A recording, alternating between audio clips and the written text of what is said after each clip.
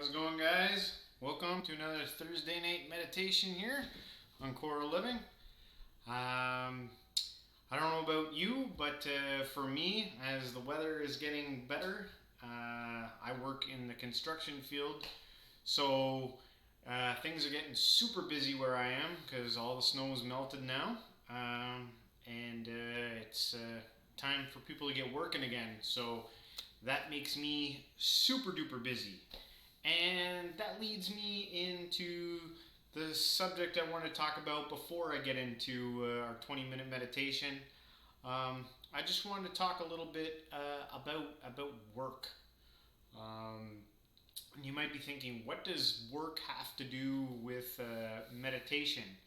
Um, it's interesting because meditation, the work is being done inside, and your work, whatever it is you're doing, unless you meditate for a living, um, it's exterior. You're out doing your thing in reality, outside of yourself. You're taking what is in you and giving it to the world. And in meditation, you're doing the inner work. You're looking inward.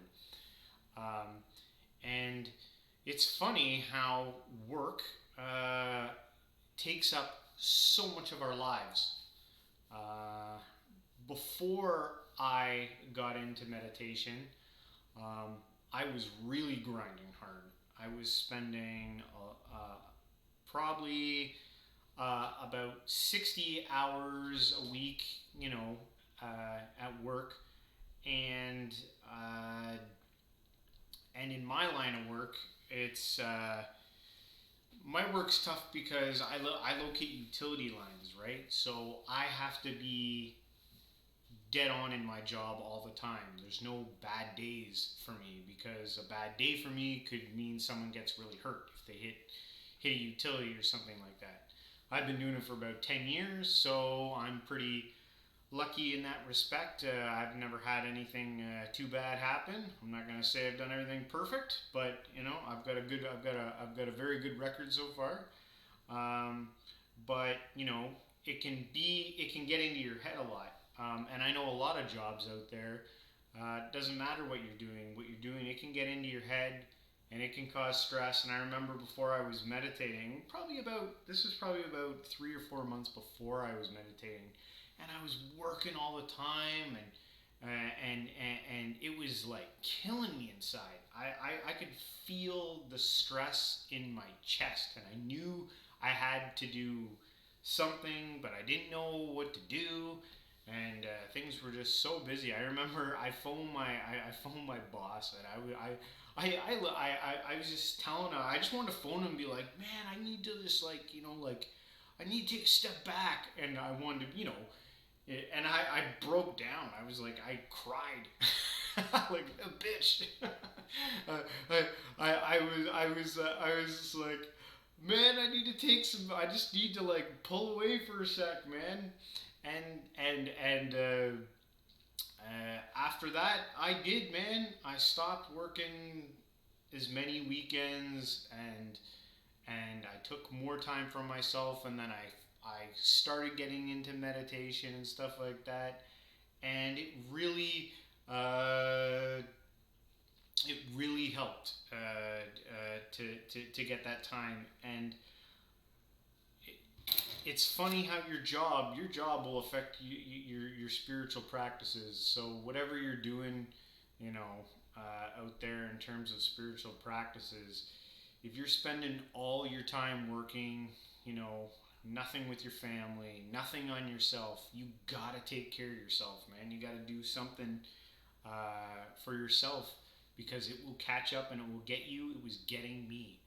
Um, and I still have to, like, it's easy to fall back into that. I have to like pull myself out of that. You can be too much of a workaholic, man. Uh, and there's definitely balance to be had there. And it's tough, if you find yourself in a situation, man. I won't tell anyone what to do, but if you're working these 12-hour, 14-hour days where you're commuting, I know guys who commute 2.5 hours to and back from work. that blows my mind. And I can't help but feel like a lot of these guys and women feel like they're trapped, like they have no choice. They're a slave to the system. They got to pay their bills. Um, but maybe we are slaves to our materialism and the types of homes that we think we need to have and the cars that we think we need to have. Uh, some mindfulness practice can really put that into perspective. I know for myself, it's tough, man. I more and more you see how materialism is just like it has a hold of you. It has a hold of me, and the people around me. And I think in the next, I think our kids will do better than we did. Um, and I can only hope that I can get better. I think there's some changes going on in me, man. Like I don't really like aspire to have Ferraris or anything. I like to have a decent sized house, but that's relative. What is considered a decent house for someone in India who lives in a hut in the slums? Living in a tiny little cubicle would be nicer than that in North America. So who knows?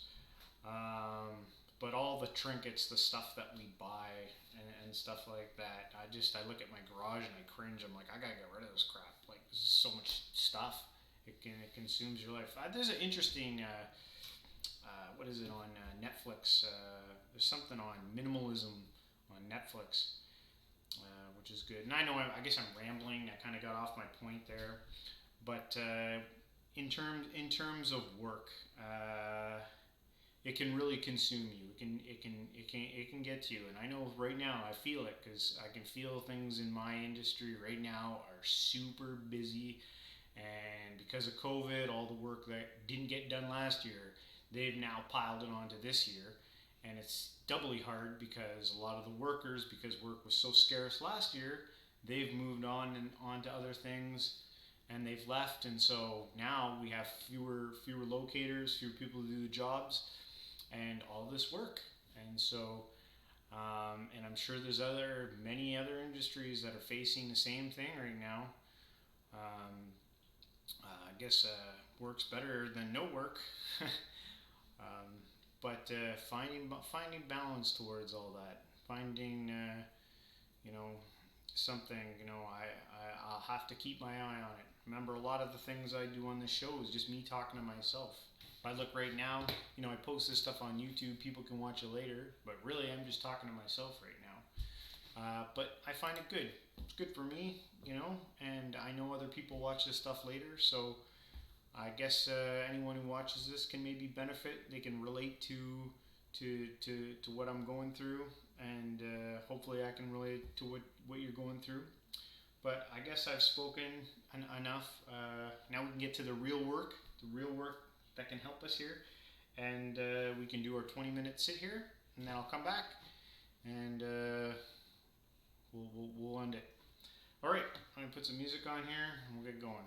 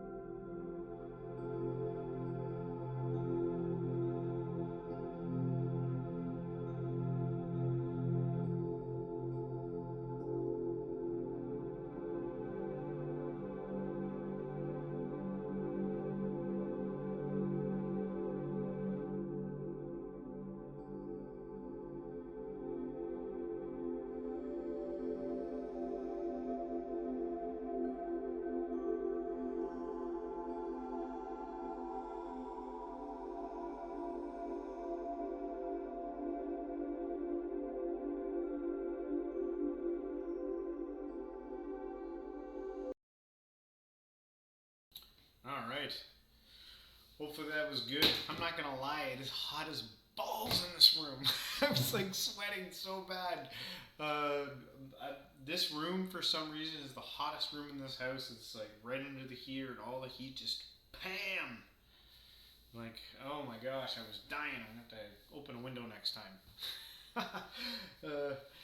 But anyway, yeah. So this week, because normally after this, I try to get into some type of scriptural reading or something like that, and I was looking at the Jewish Bible. I'm very familiar with the Christian Bible, but in the Jewish version, I think it's different. And I wanted to read a text from Ecclesiastes from the Jewish Bible that I've never read it in the Jewish Bible before, and it did sound a little different than the Christian Bible version.